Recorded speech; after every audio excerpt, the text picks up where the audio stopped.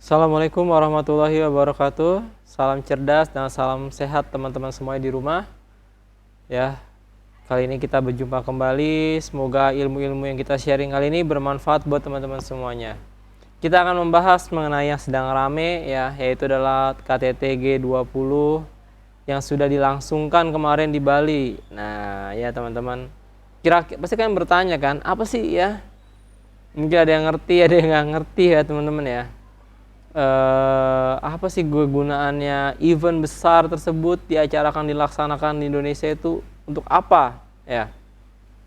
Mari kita ulas dan kita simak ya teman-teman. Di sini kan harus tahu ya berapa jumlah ya negara yang ikut pada G20 kali ini ya. Di sini berjumlah sekitar 19 negara teman-teman dan satu lembaga Uni Eropa. Ya teman-teman ya.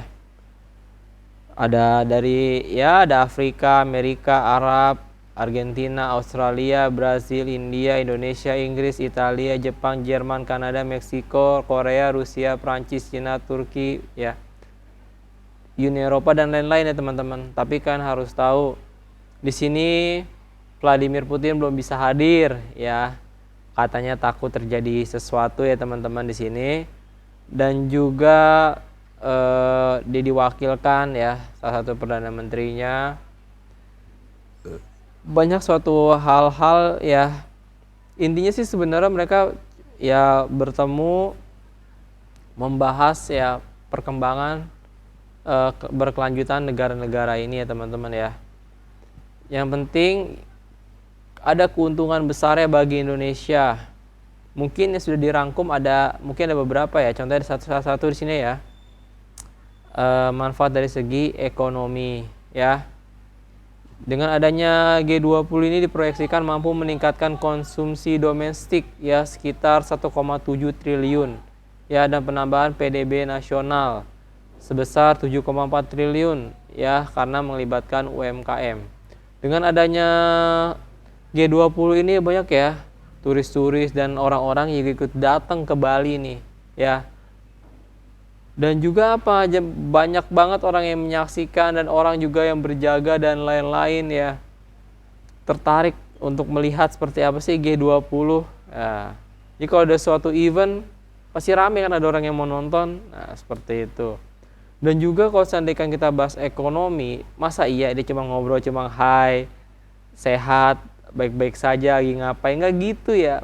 Pembahasan tiap negara-negara nggak kayak gitu tuh, lagi pacaran atau bagaimana ya, nggak seperti itu ya.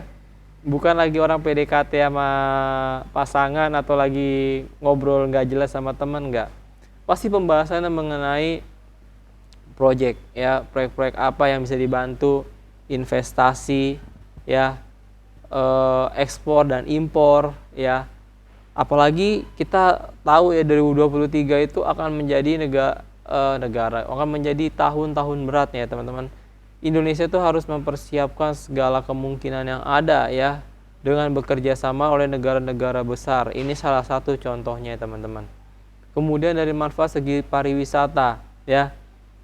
Dipilihlah tempat Bali ini bukan sekedar dipilih teman-teman. Kita tahu sama-sama ya bahwa Bali adalah salah satu pariwisata terbesar dan menjadi pusat pariwisatanya di Indonesia teman-teman. Nah makanya ya peningkatan wisatawan ini sehingga 1,8 juta sampai 3,6 juta ya, dan 600.000 sampai 700.000 di lapangan kerja baru di sektor kuliner, fashion dan kriya ya. Di banyak banget tuh di hire, pendapatan masuk yang luar biasa pada saat G20, bahkan efeknya nanti ketika para negara-negara itu pulang mempunyai kesan yang baik terhadap Bali. Suasananya cocok ketika dia liburan dan lain-lain, ingin investasi teman-teman di Bali ya, sehingga menjadi proyek dan menjadi pemasukan besar di Indonesia ya. Kemudian UMKM nih teman-teman yang ketiga ya, sebagai pengusaha itu punya banyak nih usaha-usaha yang menarik sehingga para bule-bule itu tertarik untuk beli. Ini suatu hal yang unik, bahkan bisa minta untuk menjadi kegiatan impor dan ekspor ke luar negeri nih teman-teman. Makanya ini memiliki dampak besar ya teman-teman ya. untuk mengakali nanti krisis pangan besar dunia nanti 2023 ya. Apalagi masyarakat-masyarakat lokal diikutsertakan di sini teman-teman ya. Apalagi ada pentas seninya ya teman-teman ya. Bisa mungkin teman-teman lihat ya. Ada pentas seni ya. Dan juga pasti kan menyiapkan makanan dan lain-lain, pasti kan dia menggerakkan banyak orang teman-teman, gak hanya 1, 2 atau 10, satu perusahaan, banyak perusahaan yang dilibatkan teman-teman di sini ya, untuk memeriahkan semuanya ya. Kemudian dan juga sektor kesehatan, jadi banyak banget proyek-proyek yang dibicarakan demi kemajuan yang ada di Indonesia ya. Supaya apa? Para turis-turis ini terikat hatinya untuk berinvestasi di Indonesia. Mengingat Indonesia itu memiliki banyak peluang dan sumber daya itu sangat menggiurkan bagi negara-negara lain, terutama ya teman-teman kayak Amerika ya. Amerika diputus ya hak minyaknya dari Rusia ya. Mungkin ada suatu potensi di Indonesia yang bisa dimanfaatkan ya. Tapi Bapak berharap ya, Mister berharap Indonesia itu tidak menjual barang mentah keluar, tapi menjual barang jadi, sehingga itu menjadi suatu nilai yang lebih mahal dibandingkan menjual barang mentah teman-teman ya.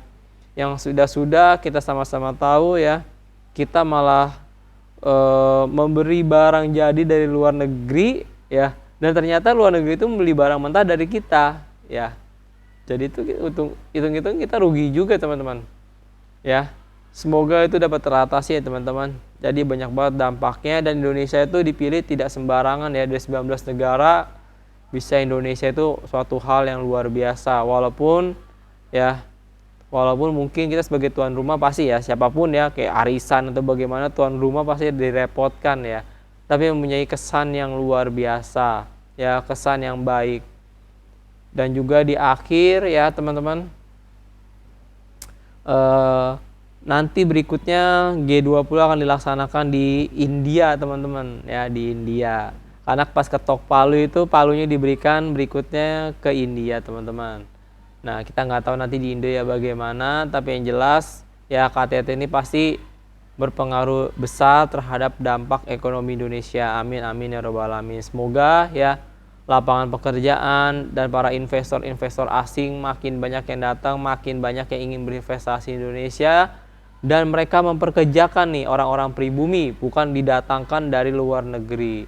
Itu sih harapan Mister semuanya. Jadi murid-murid Mister semuanya yang baru lulus, bagaimana tidak pusing-pusing atau bingung mencari pekerjaan.